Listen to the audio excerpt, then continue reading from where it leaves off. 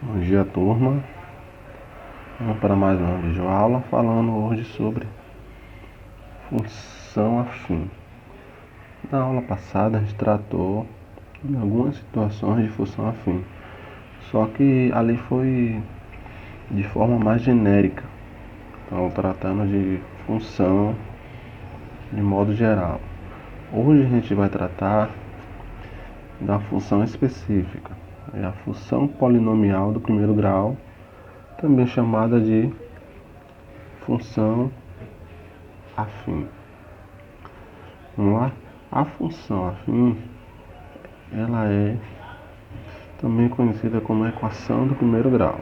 Vamos lá, indicação de função, como a gente já sabe, f de x, 2x mais 8. Nesse caso aqui, é uma função afim, ou seja, função de primeiro grau, porque o maior expoente da parte literal, no caso aqui do x, é 1. Se esse expoente, se eu tivesse aqui, ó, f de x igual 3x ao quadrado menos 5x mais 2. Aqui seria uma função quadrática, ou função polinomial do segundo grau. Mas no caso aqui, do primeiro exemplo, é uma função afim, porque o maior expoente da parte literal é 1. Aqui é uma função quadrática, ou função do segundo grau, porque o maior expoente da parte literal não é o 1, e sim o 2. Ok? Então, vamos tratar hoje apenas da função afim. Na próxima aula, provavelmente trataremos da função quadrática ou função do segundo grau. Primeiro ponto, zero da função. O zero da função é o valor onde o meu gráfico, quando eu montar o gráfico, esse gráfico vai passar em cima desse ponto no eixo x. Então lembra que no plano cartesiano a gente tem o eixo x, que é o da horizontal, e o eixo y, que é da vertical. O zero da função é o valor onde o meu gráfico, quando eu traçar ele no plano cartesiano, vai passar em cima do eixo x.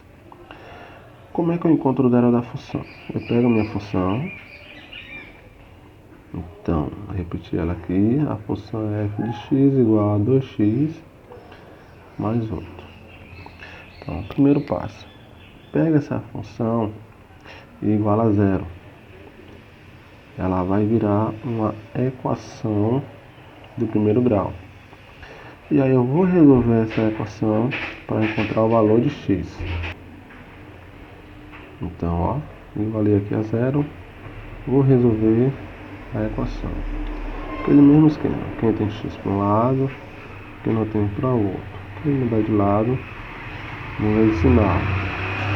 Isola o x, e o 2 que estava multiplicando, passa dividindo. 8 dividido por 2 dá 4. De 8 sinal, menos com mais dá menos 4. Ou seja, a raiz da minha equação é menos 4.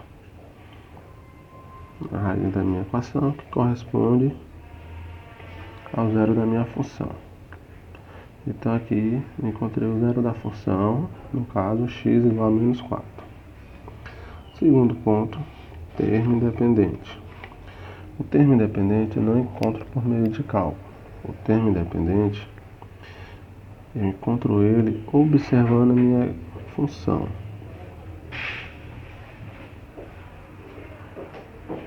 Vamos repetir ela aqui.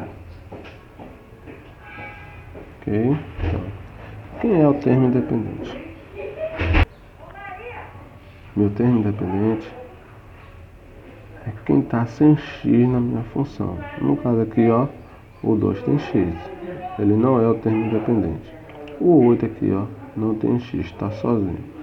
Então, o mais 8 é o meu termo independente. Então, o termo independente é 8.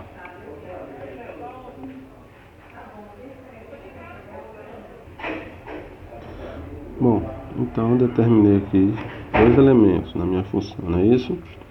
O zero da função, que a gente encontra resolvendo a equação de primeiro grau, igual a zero, resolve a equação, acha o valor de x, que é o zero da função.